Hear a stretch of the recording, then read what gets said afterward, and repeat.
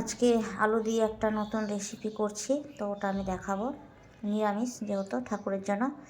তো এটা হচ্ছে গাজর, আর বেগুনটা অবশ্য দিব না, এটা আমি রেখেছি তাই। পরে আমি এগুলো বেছে নেব। আর এই যে ক্যাপসিকাম, আর এই যে মটরশুঁটি, তো এইগুলো দিয়ে আমি একটা রেসিপি করব ঠাকুরের জন্য, তো দেখাচ্ছি। আর যেহেতু শাক করব, তার জন্য বেগুনটা সব আমি কেটে এক জায়গাতে আমি ধুয়ে রেখেছি। মানে এগুলো বানিয়ে, মানে আমি ভুল করে বলে ফেলেছি, তো এগুলো বানানো বলতে হয়। তো এটা আমি, আর এদিকে হচ্ছে পটল ভাজা, এই যে তো পটল ভাজা শাক। আর আমি রেসিপিটা সম্পূর্ণ আমি দেখাচ্ছি করে। তো মশলাটা আমি এবার দেখিয়ে দিই কীভাবে আমি পেস্ট করে মশলাটা কী দিয়ে করছি। তো এখানে নিয়ে নিয়েছি টমেটো আর আদা, কাঁচা লঙ্কা কয়েকটা, কারণ ঠাকুরের জন্য সবজি করলে আমি বেশি ঝাল দিই না, খুব কম করে ঝাল দিই, না হলে ঠাকুরের আবার ঝাল লাগবে।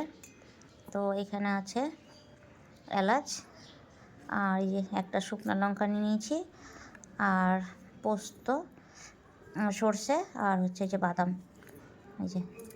তো এই কটা আমি একটু আগে পেস্ট করে নেব, তো বাদ বাকিটা আমি পরে দেখাচ্ছি।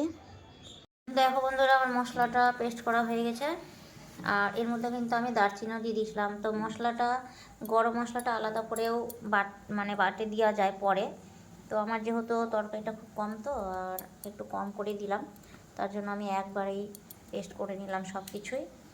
তো লাস্টে একটু শুধু ঘি দিব। আর এই যে দেখছো আলুগুলো, তো এই আলুটা কিন্তু অনেক বড় সাইজ ছিল, তার জন্য কিন্তু আমি একটু 4 ফালি করে নিলাম। না হলে ছোট সাইজের আলু হলে গোটা গোটাও দেওয়া যায়, গোটা কিংবা হয়তো 2 ফালি করেও দেওয়া যায়। তো একটু বড় ছিল বলে, তো আমি ওই জন্য একটু পিসটা একটু ছোটো করে নিলাম। আর এই দেখতে পাচ্ছ আমি সব কিছু দিয়ে দিলাম, মটরশুঁটি আর ওইদিকে গাজর আর ক্যাপসিকাম। আর এর মধ্যে আমি মশলাগুলো সব দিয়ে দিব।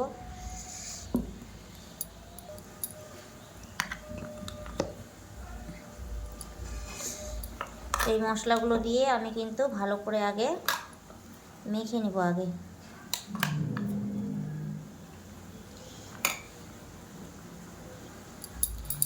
তো এর মধ্যে একটু তেল দিয়ে দিব।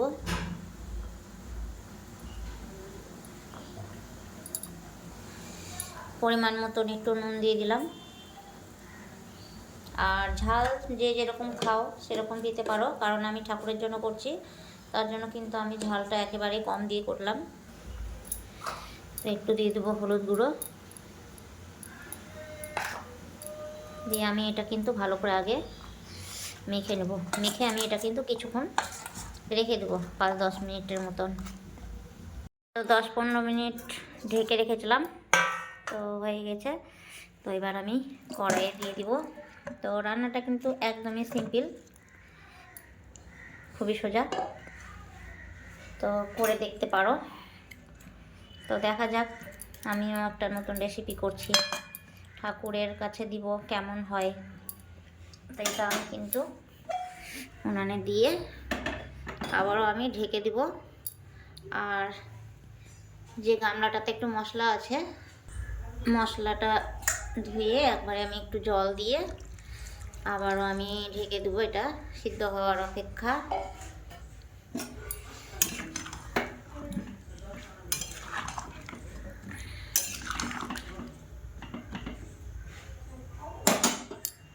তো দেখো জলটা আমি কতটুকুন দিয়েছি। তো এবার আমি ঢেকে দেবো, আর গ্যাসটা কিন্তু আমি একবারে কমিয়ে দেবো। এবার আস্তে আস্তে এটা হোক, তারপরে আবার দেখাচ্ছি। সম্পূর্ণ ভিডিওটা দেখো, রান্নাটা খুব সুন্দর। তো দেখো ঝোলটা কিন্তু শুকিয়ে এসছে। তো একদম ঝোল করাও যাবে না, আবার একদম শুকনাও রাখা যাবে না, মানে হালকা একটু রসা রসা রাখতে হবে। তো এবার আমি একটু ধনা পাতা ছড়িয়ে দেবো। এবার একটু ধনা পাতা দিয়ে দিলাম। তো রেসিপিটা কেমন হয়েছে, আর ভিডিওটা কিন্তু পুরো ভিডিওটাই দেখো। তো ধনা পাতাটা দিয়ে দিলাম। আর যেহেতু আমি প্রথম যাই হোক করছি, কেমন হবে জানি না। আর ঠান্ডাটা এতটা ঠান্ডা পড়েছে, মানে কি বলবো, মানে গা হাত পা তো কাঁপছে, মানে ঠান্ডা জল নাড়া খুব কষ্টকর। আর সকালের দিকে তো বেশি ঠান্ডা থাকে, 11টা 12টা না বাজলে তো রোদ উঠছেই না। আর রোদ উঠলেও খুব আস্তে, মানে রোদটা খুবই টেম্পারটা কম। আর একটু চিনি দিয়ে দিলাম। আর কথার আওয়াজে বুঝতেই পারছো যে কতটা ঠান্ডা লাগছে। তো অল্প একটু চিনি দিয়ে দিলাম। আর এবার একটু ঘি দিয়ে দিলাম। তো চিনিটা আগে দিলেও হবে, তো আমি একটু পরে দিলাম। তো আগে দিতে দিতে হয়তো একটু লেট হয়ে গেছে দিতে, তো ওই জন্য একটু আমার দেরি হয়ে গেল, তো পরেই দিলাম। আর এবার একটু ঘি দিয়ে দিলাম। দিয়ে এবার আমার তরকারিটা কমপ্লিট। আর কিছুদিন থেকে সত্যি খুব ঠান্ডা পড়ছে, সবার খুব কষ্ট, পশু পাখি সবারই কষ্ট, মানুষের যেমন কষ্ট। তো এবার আমার তরকারিটা হয়ে গেছে, এবার আমি নামিয়ে নিব।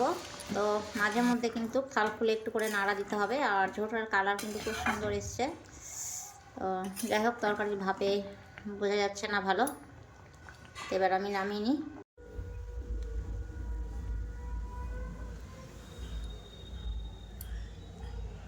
এবার আমি ঠাকুরের সেবার আয়োজন করে নিই, তারপরে আবার তোমাদেরকে দেখাবো পরে।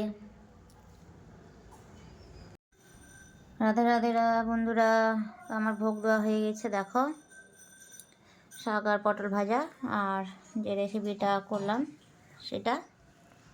আর এই যে আমার মদন মোহন আর সবাই যারা এসেছিলো ধরো পিকনিকে, এখনও যায়নি, আছে এখনও, তো তারাও সেবা নিচ্ছে।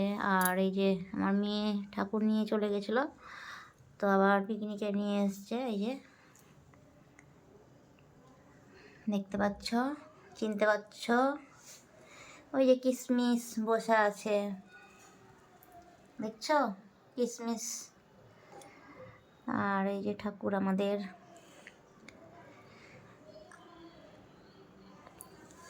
আর এই যে লাডলি, এটা হচ্ছে নতুন লাডলি এসছে। সবাই প্রসাদ নিয়েছে, জানি না নিয়েছে কি না।